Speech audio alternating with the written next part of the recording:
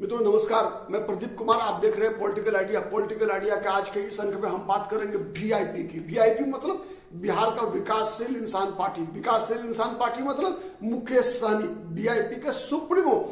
मित्रों, कल मुकेश सहनी का जन्मदिन भी था, ठीक है। और इस अवसर पर मुकेश सहनी ने अपने जितने चाहने वाले थे सबकी बधाई स्वीकार किया। हमारी ओर से भी उनको जन्मदिन के अवसर पर बहुत बहुत शुभकामनाएं, उनको सब बहुत बहुत बधाई हो मुकेश सहनी जी। लेकिन सवाल ये उठता है कि मुकेश सहनी और सन ऑफ मल्लाह की राजनीति की जो नाव है इस 2025 के बिहार विधानसभा चुनाव में किस किनारे लगेगी।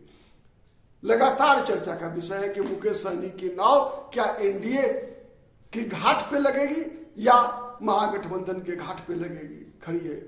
अभी तो आप कह सकते हैं कि जो सन ऑफ मल्लाह की नाव है वो तो आरजेडी के खूंटे पे बंधी है, महागठबंधन के किनारे है।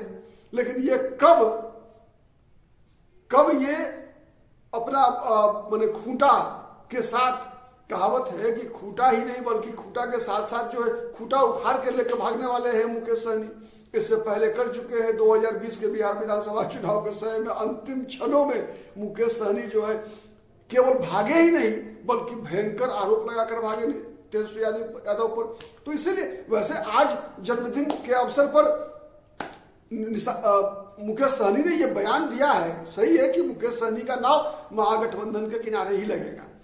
उन्होंने कहा कि भाई हम जिस धारा की राजनीति करने वाले लोग हैं, लेकिन जब ही उन्होंने कहा कि जिस धारा की राजनीति करने वाले लोग हैं तभी फ्लैशबैक में चलिए किस किस धारा की राजनीति किया है मुकेश सहनी ने। याद कीजिए 2015 का विधानसभा चुनाव, सीट नहीं लड़े थे लेकिन बीजेपी के पक्ष में प्रचार कर रहे थे।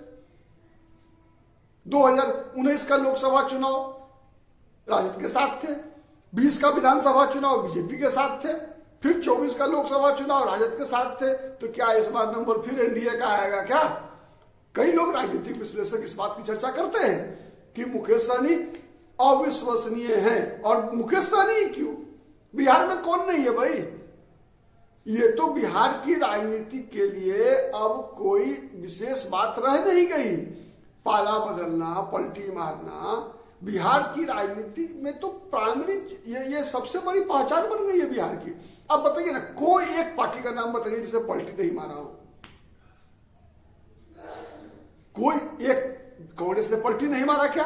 राजद के साथ है, कांग्रेस के साथ है। कब राजद को छोड़कर अकेले चुनाव लड़ने का फैसला कर ले कोई नहीं जानता।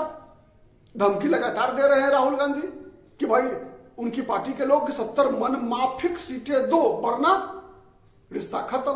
कन्हैया कुमार को उतार दिया राहुल गांधी ने कि तेजस्वी यादव को चिढ़ाना है, तेजस्वी यादव से बार्गेनिंग करना है, कन्हैया कुमार को झेलो, पप्पू यादव को भी भेज देंगे।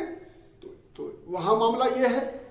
उसके बाद सीपीआईएम में लगातार तेजस्वी यादव, लालू यादव कह रहा है कि भैया हमारा 66% का स्ट्राइक रेट था, आपका भी नहीं था उतना।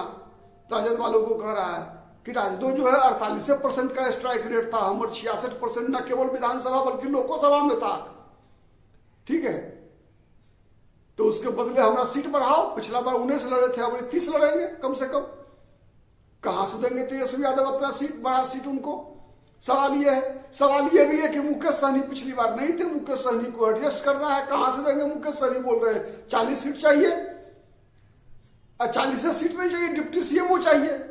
तो सवाल यह भी है, तो मुकेश सहनी की मांग को, मुकेश सहनी को संतुष्ट कर पाना क्या तेजस्वी यादव के लिए संभव होगा?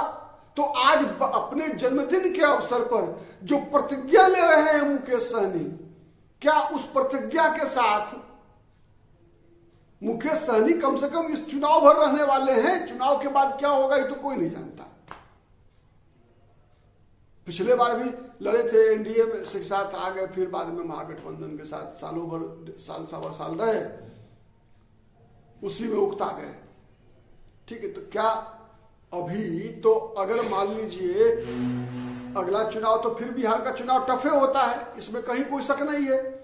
बराबरी का मुकाबला होना है 2025 में भी। एक तरफा तो चुनाव की उम्मीद कर नहीं सकते, क्योंकि जो परिस्थितियां हैं उसमें एक तरफा चुनाव का परिणाम आने की संभावना इस बार नहीं है। 2010 नहीं है भैया, 2010 में नीतीश कुमार जवान थे। अपना नीतीश कुमार 2005 से 10 में जो काम किया था नीतीश कुमार ने, उस काम के बल पे 2010 में 225 सीटें लेकर आए थे। इस बार जो डिंग हाँक रहे हैं जदयू के लोग, बीजेपी के लोग कि फिर 225, तो ना वो नीतीश कुमार है आज बार, उस समय वाले नीतीश कुमार नहीं है और उस समय वाले सुशील मोदी भी नहीं है। क्यों मैं बता रहा हूं, सुशील मोदी का सबसे बड़ी भूमिका क्या थी? सुशील मोदी कम से कम बीजेपी और जदयू को इंटैक्ट, एक संगठनात्मक संगठन के रूप में इंटैक्ट रखने में कामयाब थे। आज बीजेपी के पास सुशील मोदी एक का कोई भी नेता नहीं है और ना नीतीश कुमार तो है ही नहीं है 2010 वाले। आज तो नीतीश कुमार खुद वो निर्भर है कई लोगों पर। तो सवाल यही है कि मुकेश सहनी अकेले नहीं है। मुकेश सहनी को एडजस्टो करना एनडीए में, अगर मुकेश सहनी आना भी चाहेंगे तो मुकेश सहनी को एडजस्ट करना एनडीए के लिए भी मुश्किल होगा, क्योंकि सबका मांग बढ़ा हुआ है। जीतन राम मांझी अपने अलगे बोल रहे हैं 40 दे दो हमको, 20 भी जीत गए तो मुख्यमंत्री हमर होगा। ठीक है, तो अब सवाल यही उठ रहा है कि जब ये आज की राजनीति में मोल भाव का दौर है, तो इस मोल भाव के दौर में मुकेश सहनी अपना दाम क्या लगाते हैं और सामने वाला दाम देता क्या है, यह महत्वपूर्ण है। तो अपना दाम तो मुकेश सहनी ने लगा दिया है, लेकिन क्या तेजस्वी यादव ने अभी कुछ खोला है? अभी तो तेजस्वी यादव की तरफ से कुछ भी नहीं कहा जा रहा है। लेकिन एक बात तो तय है, वो कहे चाहे नहीं कहे, लेकिन सीट जो है वो तो बिहार में नहीं बढ़ेगा इस बार। हाँ, अगला परिसीमन के बाद हो सकता है कि विधानसभा सीट में भी बढ़ोतरी हो, संभव है। ठीक है, तो लेकिन अभी जो स्थिति है उसमें 243 विधानसभा सीट है। आप जोड़ कर देख लीजिए, 70 सीट मांग रही है कांग्रेस पार्टी, 30 सीट मांग रही है सीपीआई-एमएल, तो हो गया 100। 55 सीट तो देंगे ना भाई सीपीआई सीपीएम को, तो 110 में बच गया 133 उसके बाद।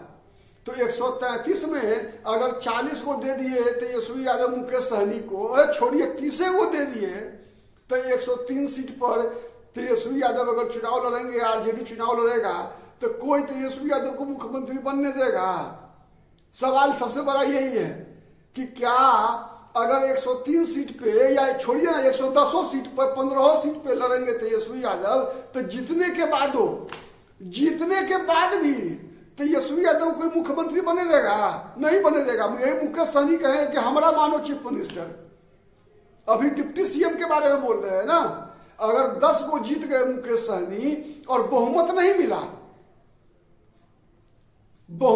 मिला और 10 को मिल गया है मुकेश सहनी को विधायक, तो यही मुकेश सहनी का इतिहास रहा है कि मुकेश सहनी कहेंगे कि अब हम बनो सीएम, तेजस्वी यादव आ तू बनो डिप्टी सीएम।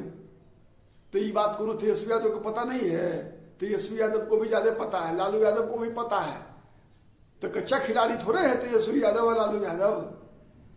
देखिए रहे हैं आप कि लालू यादव तेजस्वी यादव को सेट करने के चक्कर में जो है पप्पू यादव को दर की ठोकर खिलवा रहे हैं। कन्हैया कुमार को बेचारा बिहार से बाहर तरी पार कर दिए।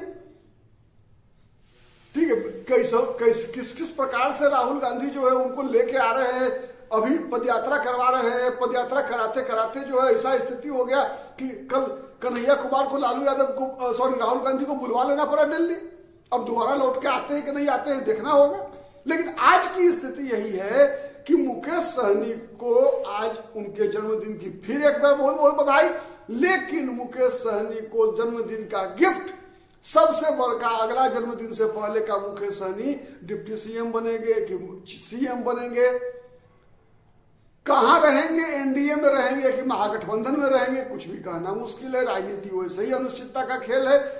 ठीक है, तो देखना है 2025 के बाद, जब नवंबर महीना में जब अक्टूबर में चुनाव हो जाएगा, तो बिहार की गद्दी पर कौन बैठेंगे, कौन सीएम, कौन डिप्टी सीएम, और उससे पहले चुनाव में किस दल गठबंधन से कौन लड़ेगा, आज के दौर में भैया कहना बहुत मुश्किल है। बिहार में कोई भी दल ऐसा नहीं है जो पलटी नहीं मारा है। नीतीश कुमार तो मंगनी में अकेले बदनाम है भैया।